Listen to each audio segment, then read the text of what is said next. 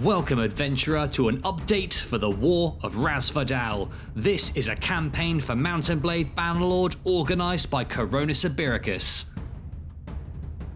The campaign begins. Both sides muster their forces and begin claiming territory within the region. The Iberian Crowns leave the regional capital of Twyrif heading east. They're looking to secure a supply line from the coast to bolster the rations for their soldiers.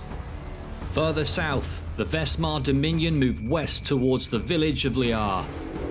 Capturing this region provides them with a staging ground from which to launch an offensive to the north. The citizens of Lyar are no match for the trained Vestmar infantry and are quickly put down.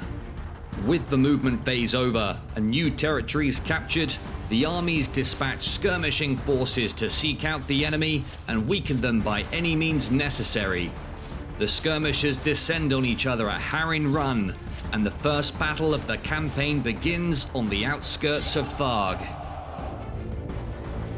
The battle commences. The Iberian Crowns and their allies form up under their respective banners.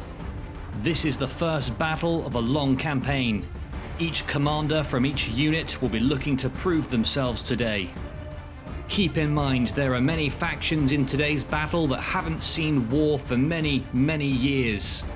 We'll likely see a level of bravado and confidence that will gradually wane as the campaign continues and the horrors of war unleash themselves. In the yellow there, we've got the clan of Les Combattants. In the red and blue outfits, it's the Kingdom of Bretonnia. Many of the viewers will recognize them from the Sunday events that we post on this channel.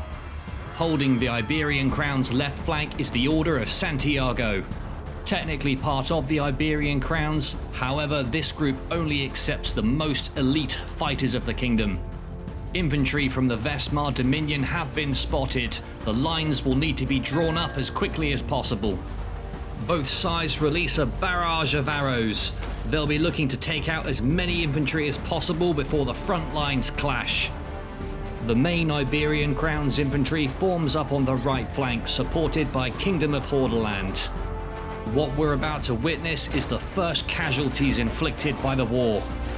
The Vestmar Dominion have begun the attack on the left here without waiting for support from their allies. The men are eager to get kills, however that could be a mistake. As the war rages on, both teams are going to have full cohesion between the different clans, otherwise there's no hope of winning. The Iberian Crowns commit more troops to their right flank, leaving their left exposed. Knights Hospitaller recognize this and head towards this side, looking to take advantage. However, it's been bolstered by the Knights of Bretonnia. The left flank suddenly looks far stronger than it did moments ago. Sensing they have the numerical advantage, Les Combattants and the Knights of Bretonnia charge in. All forces are now committed. It's a fight to the death. There are now 3 pockets of fighting across the battlefield. Each team will want to wrap them up as quickly as possible in order to reinforce their allies elsewhere. The Iberian Crowns are now fighting with their backs towards the cliffside. They're gonna have to be careful. With enough force, the enemy could knock them off. The Iberian Crown archers in the back here are trying to get some kills, however it's difficult firing through their allies. Over in the center, Les Combattants and the Bretonnian Knights are beginning to get the upper hand. However, the opposite is happening elsewhere on the field.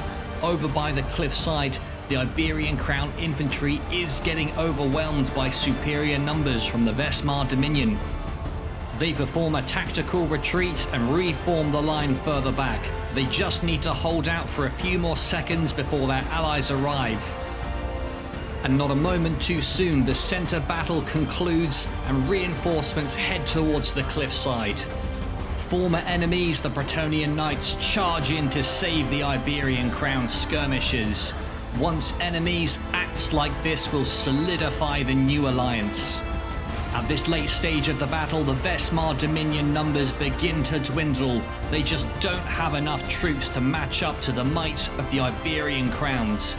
The Vestmar Dominion order a full retreat. They're now heading back to the main army, with the Iberian Crowns close on their heels, looking to take out as many stragglers as possible. A win is a win, however this one was extremely costly. The Iberian Crowns lost a lot of good men today. Because of that, we're calling this a Pyrrhic victory. The campaign will continue. With a weekly fight happening, there'll be plenty more action to come. Stay tuned for the latest updates from the war for Ras Vidal. Thank you for watching.